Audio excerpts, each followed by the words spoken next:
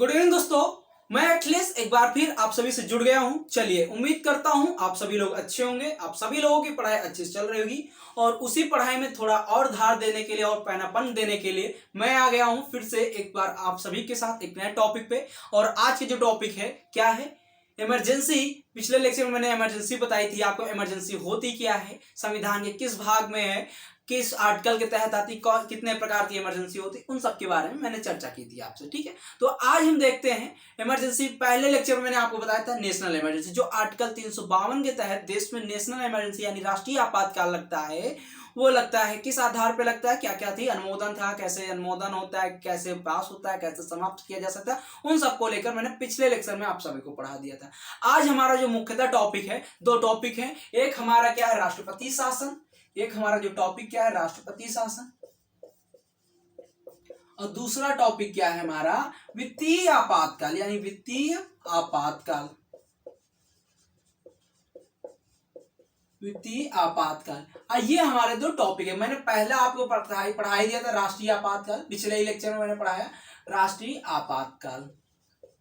आपातकाल यानी कि भारत में इमरजेंसी कितने प्रकार से लगाई जा सकती है, तीन प्रकार से लगाई जाती है। एक राष्ट्रीय आपातकाल होता है जो नेशनल इमरजेंसी कहते हैं, जो भारत की संपूर्ण भूभाग में लगता है। ठीक है, उसके बाद एक राष्ट्रपति शासन होता है जो किसी एक पर्टिकुलर स्टेट में लगता है या स्टेट के किसी भाग में लगता है। यानी एक पर्टिकुलर राज्य, मान लो उत्तर प्रदेश है, या तो पूरे उत्तर प्रदेश में लग जाएगा या तो उत्तर प्रदेश के कुछ जिलों में लग जाएगा। ठीक है, ये राष्ट्रपति शासन हो गया। और वित्तीय आपातकाल भी क्या होता है, पूरे भारत में लगता है, परंतु ये कैसा होता है, ये वित्तीय जब आर्थिक संकट यानी जब देश में कोई आर्थिक संकट की स्थिति आ जाती है कि देश में अब आर्थिक संकट आ रहा है, उस समय क्या होता है, राष्ट्रपति इसको आपातकाल लगा देते हैं। कौन सा आपातकाल, वित्तीय आपातकाल। तो देखो बेटा, मैंने मुख्यतः आपको बताया था राष्ट्रीय आपातकाल जो होता है आर्टिकल 352 के तहत, और राष्ट्रपति शासन होता है आर्टिकल 356 के तहत, और राष्ट्र जो वित्तीय आपातकाल होता है 360 के तहत। यानी इन तीनों आर्टिकल के तहत क्या होता है, देश में क्या होता है, इमरजेंसी लगाई जाती है। परंतु अब सबसे खास बात हमें पढ़नी क्या है, हमें पढ़ना है राष्ट्रपति शासन। तो हम चलिए देखते हैं राष्ट्रपति शासन के बारे में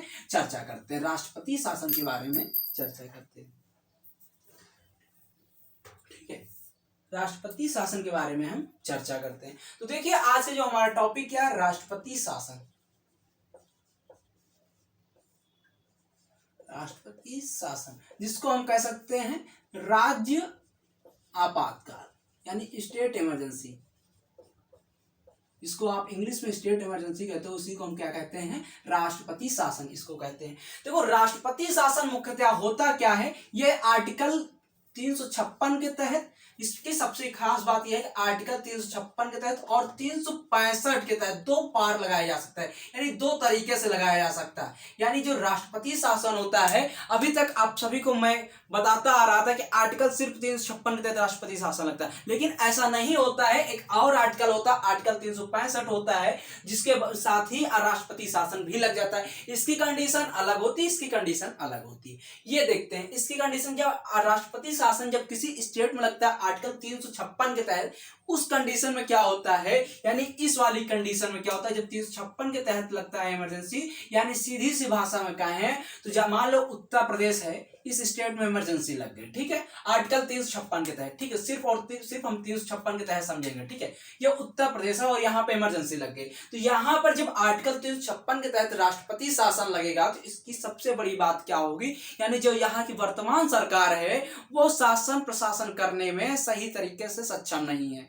वो शासन प्रशासन करने में सही तरीके से सक्षम नहीं है, वो सही तरीके से कार्य नहीं कर पा रही, जनता को, प्रशासन को सही तरीके से समन्वय से चला नहीं पा रही, इसलिए यहाँ पे क्या होता है, राष्ट्रपति शासन लगा दिया जाता है। ठीक है, राष्ट्रपति शासन लगा दिया जाता है। लेकिन परंतु जब 365 की बात आती है, तो 365 में किस कंडीशन में राष्ट्रपति शासन लगता है, राष्ट्रपति शासन दोनों में लगता है, इसमें भी लगता है, इसमें भी लगता है, और स्टेट में ही लगता है, सिर्फ और सिर्फ राज्य में लगता है। दोनों का मतलब राज्य में ही लगना है। ठीक है, लेकिन ये कंडीशन कब होगी, जब यहाँ की जनता क्या होगी, जब यहाँ की जो सरकार होगी, ये अपना सही तरीके से कार्य नहीं कर पा रही होगी, या जो सारी सुविधाएं उनको सही तरीके से नहीं दे पा रही होगी। ठीक है, परंतु जब ये क्या होता है 365 के तहत जब आर्टिकल के तहत लगते हैं तो इसमें डिफरेंस यही होता है कि जो राज्य सरकार है वो केंद्र सरकार की जो दिशा निर्देश होते हैं अगर उनका पालन नहीं करती, उनका उल्लंघन करती है तब लगता है।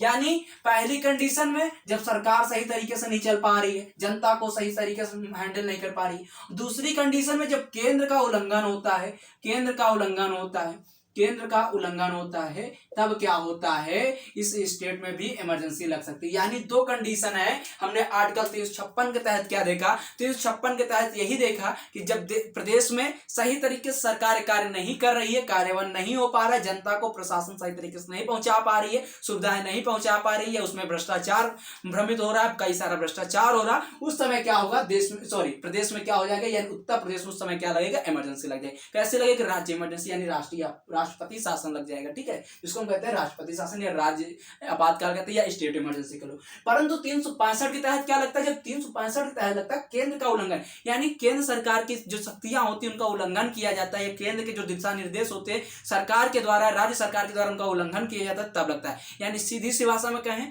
356 के तहत मतलब राज्य सरकार सही तरीके से कार्य नहीं कर पा रही, और 365 का मतलब केंद्र की सरकारों के जो दिशा निर्देश है उसका राज्य सरकार उल्लंघन कर रही है। ठीक है, इन दोनों के आधार पे क्या लगता है, स्टेट में इमरजेंसी लगती है। इन दोनों के आधार पे स्टेट में इमरजेंसी लगती है।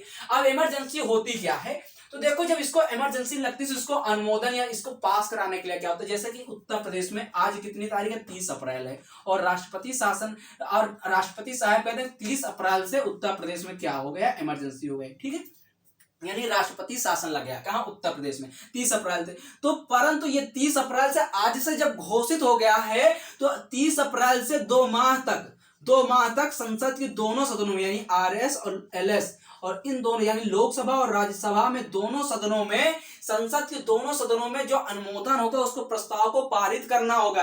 यानी ये राष्ट्रपति अपनी अनुशंसा से नहीं लगा सकता है। हालांकि 38वें संविधान संशोधन तक क्या था, 38वें संविधान संशोधन तक राष्ट्रपति क्या करेगा, ये अपने आप लगा देगा, कोई दिक्कत नहीं है। परंतु अब क्या है, 44वें संविधान संशोधन 1978 के द्वारा जब होता है 1978 में होता है, इसमें क्या बताया गया कि राष्ट्रपति जो होगा आपातकाल तो घोषित कर लेगा, लेकिन उसको संसद की जो उसका अनुमोदन होगा संसद के दोनों सदनों से 2 माह के अंतर्गत, कितने माह के अंतर्गत, 2 माह के अंतर्गत पास कराना होगा। यानी जब संसद के दोनों सदनों से 2 माह के अंतर्गत पास हो जाएगा तब क्या होगा, राष्ट्रपति शासन लग जाएगा, यानी किसी राज्य में राष्ट्रपति शासन लग जाएगा, आपातकाल लग जाएगा। ठीक है, आपातकाल लग जाएगा। ठीक है, और ये अधिकतम चलता कितने समय तक है, तो ये चलता तो 6 माह तक है, 1 साल तक। ठीक है, अधिकतम 1 साल तक चल सकता है, ये अधिकतम 1 साल तक चल सकता है। परंतु उसके बाद अगर दोबारा लगाना है तो उसके लिए कंडीशन भी है। उसके लिए कंडीशन ये है कि अगर निर्वाचन, पहली बात तो ये कि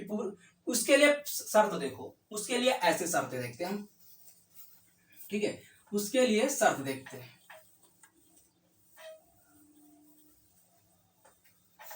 उसके लिए शर्त क्या, पहली शर्त ये है, शर्त में देखो पहली शर्त क्या है, पहली शर्त ये है कि राष्ट्रपति पूरे देश में किसी भूभाग में या किसी राज्य में या किसी राज्य के भाग में, इन तीनों कंडीशनों में, या पूरे देश में, पहली बात क्या पूरे देश में, ठीक है, दूसरी बात किसी राज्य में, ठीक है, या तीसरी बात क्या है, किसी भूभाग में, किसी भी भूभाग में अगर राष्ट्रपति शासन लगा है, अगर राष्ट्रपति शासन लगा है तब या तो निर्वाचन आयोग, दूसरी शर्त क्या है, निर्वाचन आयोग कह दे कि यहां पर अभी इलेक्शन करवाना संभव नहीं है, निर्वाचन आयोग मना कर दे। यानी सीधी सी बात, पहली शर्त क्या, पूरे देश में अगर इमरजेंसी लगी है या किसी राज्य में लगी है, सब किसी भूभाग में लगी है, तब पहली कंडीशन। और दूसरी कंडीशन यह है कि अगर निर्वाचन आयोग कह दे कि यहाँ पे अभी इलेक्शन कराने की सही समय नहीं है, तब इस आधार पर उसको बढ़ाया जा सकता है, कितने माह के लिए, 6 माह के लिए, और उसको संसद से अनुमोदन पारित कराना होगा। ठीक है, संसद से अनुमोदन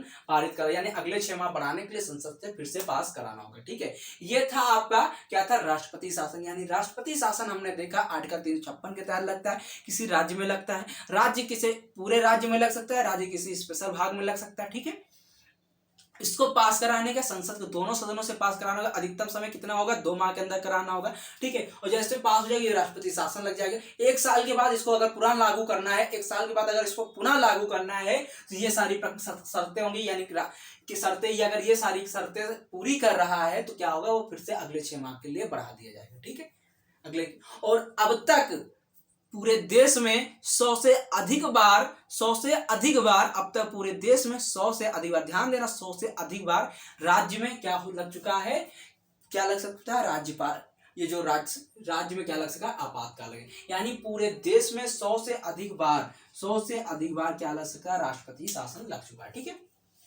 तो ये था हमारा राष्ट्रपति शासन। अब इसी बाद हम देखते हैं वित्तीय आपातकाल। वित्तीय आपातकाल क्या है? वित्तीय आपातकाल देखो, सबसे बड़ी बात क्या है राष्ट्रपति के वित्तीय आपातकाल।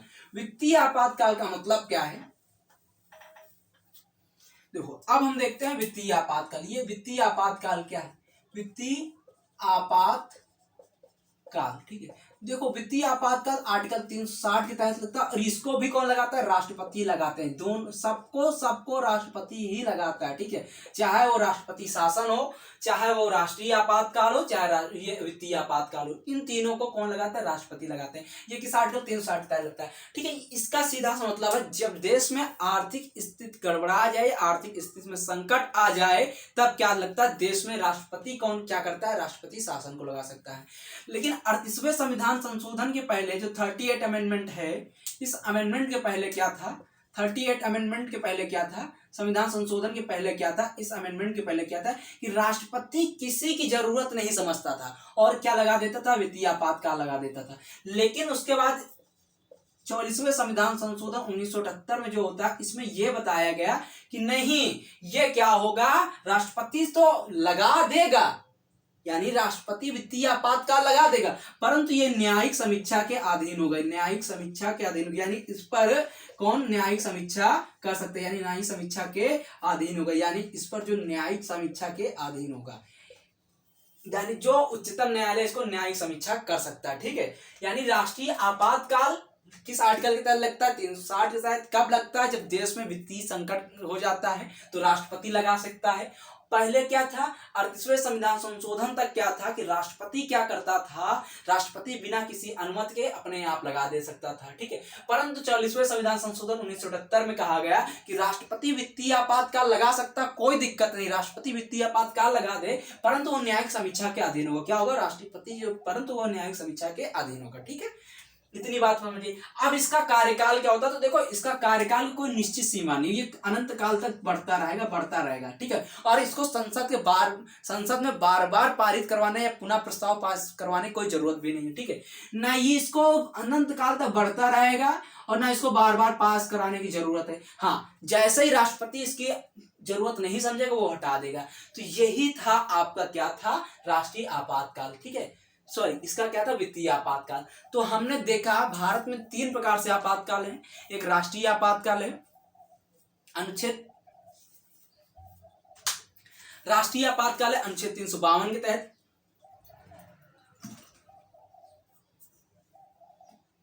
और उसके बाद एक वित्तीय आपातकाल है अनुच्छेद 360 के तहत, और एक है अनुच्छेद 356 के तहत राज्य इमरजेंसी, जिसको हम स्टेट इमरजेंसी कहते हैं या राष्ट्रपति शासन कहते हैं। ठीक है,